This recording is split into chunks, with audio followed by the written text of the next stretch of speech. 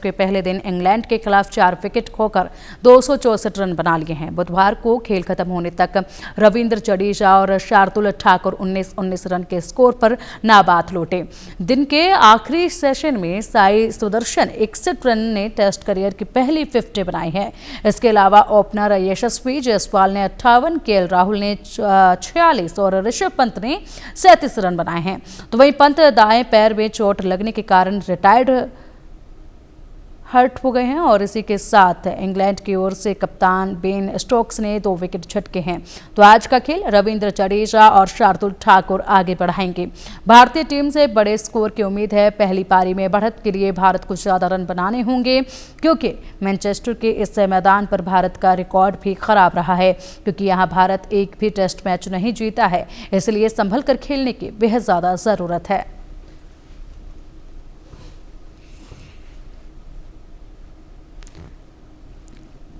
तो कल का मैच काफ़ी ज़्यादा मिले जुले असर के साथ देखा गया। उसके बाद आज उम्मीद है कि कुछ बेहतरीन भारतीय टीम करेगी, क्योंकि भारतीय टीम के लिए एक बड़ा चैलेंज है सामने और ऐसे में देखना होगा कि आज पिच पर खिलाड़ी किस तरीके से कमाल दिखाते हैं। और चलिए अब इसी पर अधिक जानकारी के लिए, अधिक चर्चा के लिए हमारे साथ हमारे स्पोर्ट्स एडिटर मनोज जोशी जी जुड़ गए हैं। मनोज जी, जिस तरीके से कल का मैच देखा गया, अलग अलग तरह के यहाँ पर पल पल की घटनाएं जो हैं वो घटित होती रही। उसके बाद आज के मैच पर सबकी निगाहें हैं। सबसे पहले कल के मैच को लेकर विस्तार से बताइएगा कि कहाँ पर सबसे ज़्यादा खामियां देखी गई, कहाँ पर संतुष्टि जो है वो देखने को मिली।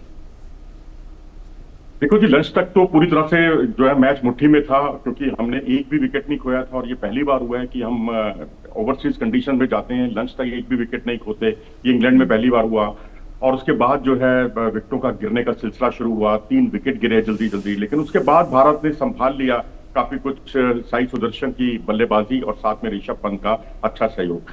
लेकिन अब यहाँ ऋषभ पंत का जिक्र हुआ है तो उनकी इंजरी के बारे में यहाँ बात करना बहुत जरूरी होगा, क्योंकि वो चोटिल हो गए हैं और जिस तरह से वो क्रिस वोक्स की एक गेंद को रिवर्स स्वीप खेलने के लिए गए थे और वहां गेंद जो है उनके बल्ले से लगती हुई उनके एंकल में जाकर लगी।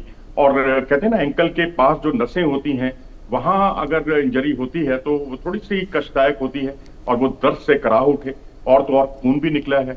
अब वो खून कहाँ से निकला है, क्योंकि नाखून के पास, अंगूठे के पास से अगर नाखून से खून निकलता है तो बात समझ में आती है, लेकिन नसों से खून निकलना तो बहुत चिंता की बात होती है। तो यहाँ अब इस पारी में तो वो दोबारा आ पाएंगे, रिटायर्ड हर्ट होके वो वापस जा चुके हैं, मुझे संदेह है तो उनका लौटना।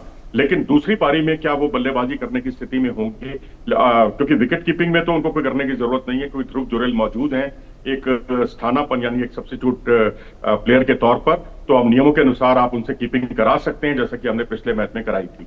तो ये एक चिंता का सबब है। लेकिन साई सुदर्शन की बहुत तारीफ करनी होगी, क्योंकि जिस तरह से नंबर 3 की पोजीशन पर उन्होंने कमाल का प्रदर्शन किया, जिस तरह से हमारे पास एक विरासत रही है हमारी नंबर 3 की पोजीशन, चाहे वो राहुल द्रविड़ हो, चाहे चेतेश्वर पुजारा हो। हालांकि एक 20 रन के निजी स्कोर पर उनको एक जीवन दान जरूर मिला, लेकिन उसके बाद उन्होंने बिना इसकी परवाह किए हुए बहुत अच्छा टेम्परामेंट दिखाया। जहां स्ट्रोक लगाने थे वहां स्ट्रोक भी लगाए। तो वास्तव में ये नंबर 3 की भी जो गुत्थी है वो सुलझती हुई दिख रही है और टीम मैनेजमेंट के उस फैसले पर भी ये सवाल खड़े करती है कि जिस तरह से टीम मैनेजमेंट ने उनको पहले ही मैच में एक 30 रन की पारी और एक 0 पर आउट होने के बाद उनको बाहर कर दिया था और करुण नायर को उनकी जगह पर खिलाया था। तो निश्चित तौर पर वो एक गलत फैसला था, क्योंकि करुण नायर कभी जीवन में नंबर 3 पर नहीं खेले और उनको हमने नंबर 3 पर ही उनको खिलाना मुनासिब समझा था। जो दाव जो है बिल्कुल सही नहीं बैठा। लेकिन साई सुदर्शन ने दिखा दिया कि क्या टेक्निक होती है। जो एक टेक्निकल मामूली सा एरर है उनकी बल्लेबाजी में, मैं समझता हूं वक्त के साथ साथ वो उसको भी दूर कर लेंगे। और वो ये है कि मिडिल और लेग स्टंप की जो गेंद आती है, शॉर्ट पिच होती है, उस पर वो हर गेंद पर वो पुल या हुक शॉट लगाना चाहते हैं और इस कमी को उनकी बहुत जल्दी बेन स्टोक्स ने पढ़ लिया है। इसी तरह से उन्होंने दोनों पारियों में उनको पिछली बार आउट किया, पहले क्रिकेट टेस्ट मैच में, और यहां भी उनको जो है जब उनका 20 रन के निजी स्कोर पर जब कैच छूटा था, वो भी गेंद लेग स्टंप के बाहर थी, राइजिंग बॉल थी, शॉर्ट पिच डिलीवरी थी, बैक ऑफ लेंथ या शॉर्ट पिच डिलीवरी पर उनको उठाना, गेंद को लिफ्ट करना कई बार बहुत ही आत्मघाती होता है, महंगा साबित होता है। तो मुझे लगता है वक्त के साथ अपनी इस कमी को वो दूर कर लेंगे। लेकिन ओवरऑल टेक्निकली वो बहुत साउंड प्लेयर हैं और काफी उन्होंने उम्मीदें जगाई हैं। और ऋषभ पंत के साथ जो उन्होंने 72 रन की जो पार्टनरशिप की है, उससे भारत की स्थिति काफी सुदृढ़ हुई है, मजबूत हुई है। लेकिन अब देखना यह दिलचस्प होगा कि बाकी जो है जडेजा के साथ बाकी के बल्लेबाज, चाहे वो शार्दुल ठाकुर हो, चाहे वो वाशिंगटन सुंदर हो, वो इस पारी को कहां तक ले जाते हैं, 350 का स्कोर पार कर लेते हैं तो निश्चित तौर पर भारत के लिए एक अच्छा साइन होगा। ऐसे में किस खिलाड़ी से अब सबसे ज्यादा उम्मीदें कल के मैच को देखने के बाद लगाई जाए? अभी तो रविंद्र जडेजा ही है जी उम्मीदों के केंद्र हैं, क्योंकि पिछली बार वो मैच बेशक नहीं जिता पाए, लेकिन उनके जो अथक प्रयास थे, आखिर तक डटे रहे वो और नॉट आउट रहे थे, और मैं समझता हूं कि वो उनको अच्छा सपोर्ट अगर मिलता रहे दूसरे छोर से। और वाशिंगटन सुंदर खुद भी एक मुकम्मल बल्लेबाज हैं, क्योंकि आपको याद होगा जो पिछला टेस्ट हुआ था, जो बर्मिंघम वाला जो टेस्ट था जो हम जीते थे, वहां पर उन्होंने शुभमन गिल के साथ जो है 8वें विकेट की पार्टनरशिप में अच्छे खासे रन जोड़े थे। जहां तक मेरा ख्याल है 144 रन उन्होंने जोड़े थे। तो बल्लेबाजी की क्षमताएं हैं, और ऐसा ब्रिस्बेन गाबा और ऑस्ट्रेलिया के दौरे में भी वो साबित कर चुके हैं, अपनी बल्लेबाजी की खूबियों से अवगत करा चुके हैं। लेकिन पहले दिन क्योंकि गेंद टर्न हुई है काफी, जिस तरह से डॉसन को टर्न मिला, जिस तरह से जो रूट को टर्न मिला, उससे भारत की बातें खिल गई हैं, क्योंकि यहाँ पर हमारे पास एक नहीं दो स्पिनर हैं, और 2 स्पिनर जो हैं काफी कुछ कारगर साबित हो सकते हैं इस विकेट पर। इसी के साथ मनोज जी, अगर बात की जाए इस पिच को लेकर, तो ये जो पिच है कहा जाता है कि भारतीय खिलाड़ियों के लिए ज़्यादा लकी नहीं रही है। ऐसे में इस पिच के मिजाज को भी अगर समझने की कोशिश की जाए तो कैसे आप देख रहे हैं इस वक्त भारतीय खिलाड़ियों के लिए इस पिच को? मुझे लगता है जो पिछला टेस्ट मैच हुआ था बर्मिंघम का, तब भी आपने यही सवाल दागा था कि भारतीय टीम जो है कभी बर्मिंघम में जीती नहीं है। लेकिन देखिए जो है ना, स्थितियों ने आपको उसका जवाब दे दिया और हम जीते। पहली बार हमने बर्मिंघम पर तिरंगा लहराया और हम लगातार हार के सिलसिले को हमने बंद किया। पिछले साल केपटाउन में मैच हुआ था, वहां पर भी कुछ ऐसे ही बदस्तूर स्थितियां थी और हम कभी जीते नहीं थे, वहां पर भी हम जीते और हमारा तिरंगा लहराया। मुझे लगता है, मुझे विश्वास है कि अगर ऐसे ही बल्लेबाजी चलती रही, ऋषभ पंत अगर दूसरी पारी में बल्लेबाजी करने की स्थिति में हुए, तो मैं समझता हूँ एक बहुत बड़ा एसेट साबित होंगे वो भारतीय टीम के लिए। काफी उनसे उम्मीदें हैं, और जो काम कभी नहीं हुआ वो काम भी होगा, क्योंकि इससे भारतीय टीम हमेशा जो है सूखे में हरा भरा करने के लिए जानी जाती है। जहां कभी नहीं जीतती वहां जीत रही है। इस टीम पे जज्बा है, लड़ने का जज्बा है। अगर आप इंग्लैंड की पोजीशन देखें और हमारी पोजीशन देखें, रिजल्ट उनके पक्ष में जरूर गया है, इस पे कोई दो राय नहीं, वो हमसे 2-1 से आगे हैं।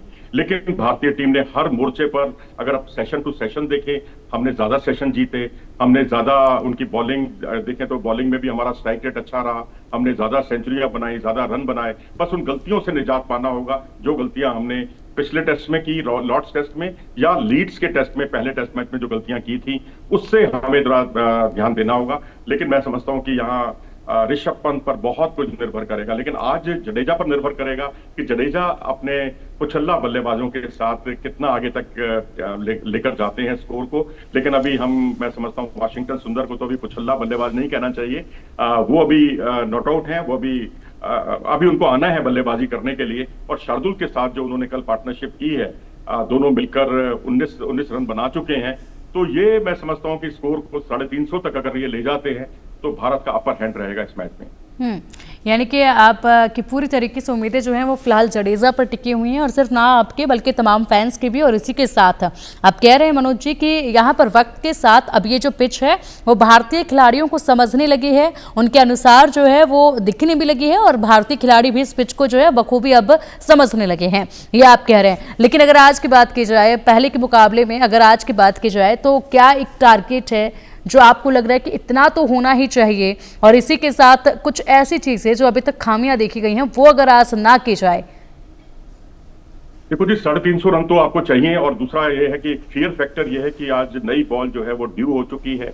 कल भी वो न्यू बॉल ली जाती, लेकिन जिस तरह से लाइट की जो है रोशनी बहुत अच्छी नहीं थी, शाम ढल रही थी, और उस वक्त हालांकि फ्लड लाइट्स भी जला दी गई थी, लेकिन उसके बावजूद उन्होंने तेज दोनों छोर से स्पिन बॉलिंग अटैक लगा दिया, और उसका हालांकि भारत को फायदा ही हुआ कुल मिलाकर। लेकिन उनका पर्पस यही था अंग्रेजों का कि वो कोशिश उनकी ये थी कि जल्दी से जल्दी नई बॉल आए और भारत के 1 या 2 विकेट निकाल लिए जाएं। लेकिन वो अपने मंसूबे में कल तो कामयाब नहीं हो पाए, लेकिन आज वो अपनी तरफ से कोई कसर नहीं छोड़ेंगे। खासकर मैं समझता हूं कि हमें बचकर रहना होगा। जो गलतियां आपने कही, बड़ा अच्छा सवाल किया कि उन गलतियों से कैसे निजात पाना होगा, क्योंकि जो हमने गलतियां की हैं मूलभूत, बेशक केएल राहुल ने, यशस्वी ने बहुत अच्छी बल्लेबाजी की है, लेकिन स्कोर को बड़े स्कोर में ना बदल पाना ये भी एक कमी रही, क्योंकि वो जिस गेंद पर वो आउट हुए वो आउट होने वाली गेंद नहीं थी। अगर आप शरीर से दूर खेलेंगे, जो बेसिक जो है क्रिकेट के उससे हटेंगे, जो केएल राहुल की तरफ से देखने को मिला, जो उनकी अवे मूवमेंट पर उनके आउट होने का बहुत बड़ा कारण साबित हुआ। इसी तरीके से आप यशस्वी जायसवाल को देखेंगे, वो स्पिन के लिए खेलने गए और गेंद जो है एक लेफ्ट आर्म बॉलर जो है लियाम डासन, जो कि 8 साल के बाद वापसी कर रहे हैं अंतर्राष्ट्रीय क्रिकेट में, उनकी गेंद जो है बिल्कुल सीधी चली गई, सीधी रह गई। एक आर्मर बॉल थी लेफ्ट आर्म ऑर्थोडॉक्स बॉलर की, तो वो एक उनके लिए चिंता का सबब साबित हुई। नहीं तो मैं समझता हूँ दोनों को जो अच्छा स्टार्ट मिला था, यहाँ तो दोनों की तरफ से सेंचुरी की आप उम्मीद कर सकते थे। इसी तरीके से आप शुभमन गिल को देखें, वो भी जो है आउटसाइड दी ऑफ स्टंप गेंद थी, लेंथ जो है उस पर लीव करने में, यानी एंटीसिपेशन उनका गलत हो गया, जिसकी वजह से आउट हुए। तो इन कमजोरियों पर निजात पाना होगा। ठीक है मनोज जी, बहुत शुक्रिया आपका इन तमाम बड़ी जानकारियों के लिए।